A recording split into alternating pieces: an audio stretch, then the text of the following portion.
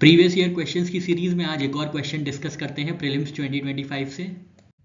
Prelims 2025 में BIMSTEC से regarding आपके सामने 4 स्टेटमेंट दिए गए थे और आपको बताना था कौन सा करेक्ट है। पहले स्टेटमेंट में दिया गया था बिम्स्टेक एक रीजनल ऑर्गेनाइजेशन है जिसमें जनवरी 2025 तक 7 मेंबर स्टेट्स हैं। सेकेंड स्टेटमेंट में दिया गया था बिम्स्टेक का जो एग्जिस्टेंस है वो ढाका डिक्लेरेशन ऑफ 1999 की साइनिंग के बाद हुआ है।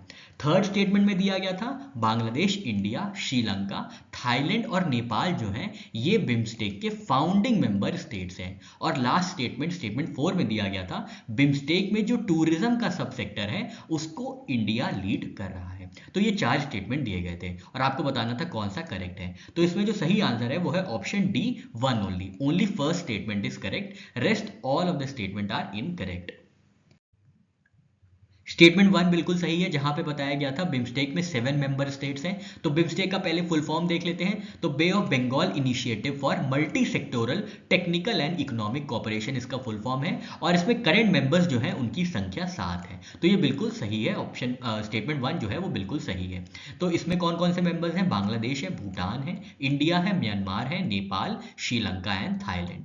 जनवरी 2025 तक कोई भी नए मेंबर ऐड नहीं हुए हैं या विड्रॉ नहीं किया है, इसलिए 7 की संख्या जो है वो बरकरार है और स्टेटमेंट 1 हमारा एकदम एब्सोल्युटली करेक्ट हो जाता है।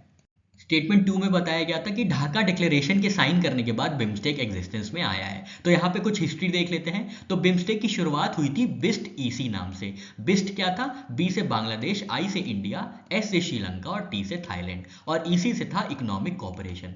तो बिस्ट ईसी की जो शुरुआत हुई थी वो बैंकॉक डिक्लेरेशन के साइन करने से हुई थी जिसको साइन किया गया था जून 6, 1997 को, ना कि ढाका डिक्लेरेशन से। उसके बाद 1997 में म्यांमार ने ज्वाइन किया, तब इसका नाम बदल गया था, बिम्स्ट ईसी हो गया था, एम फॉर म्यांमार। और उसके बाद 2004 में जब नेपाल और भूटान ने ज्वाइन किया ये वाली रीजनल ग्रुप, तब इसका नाम पड़ा था बिम्स्टेक। ठीक है, तो ये ढाका डिक्लेरेशन से नहीं, बैंकॉक डिक्लेरेशन से एग्जिस्टेंस में आया था बिम्स्टेक। स्टेटमेंट 3 में दिया गया था Bangladesh, India, Sri Lanka, Thailand and Nepal are founding members. तो बिल्कुल गलत है, हमने देखा नेपाल और भूटान ने 2004 में ज्वाइन किया था। फाउंडिंग मेंबर्स जो थे वो थे बिस्ट ईसी, है ना, Bangladesh, India, Sri Lanka, Thailand economic cooperation. Nepal ने 2004 में ज्वाइन किया था। तो स्टेटमेंट 3 गलत हो जाता है। स्टेटमेंट 4 में बताया गया था बिम्स्टेक के जो टूरिज्म का सब सेक्टर है उसको इंडिया लीड कर रहा है। तो ये बिल्कुल गलत है क्योंकि बिम्स्टेक के 14 सब सेक्टर्स हैं जिसमें से एक टूरिज्म है और टूरिज्म सब सेक्टर को नेपाल लीड कर रहा है, इंडिया नहीं। तो ये स्टेटमेंट 4 बिल्कुल गलत हो जाता है। तो हमारा जो सही ऑप्शन था वो था ऑप्शन डी, जिसमें first statement is only correct वाला जो चीज थी वो दी गई थी।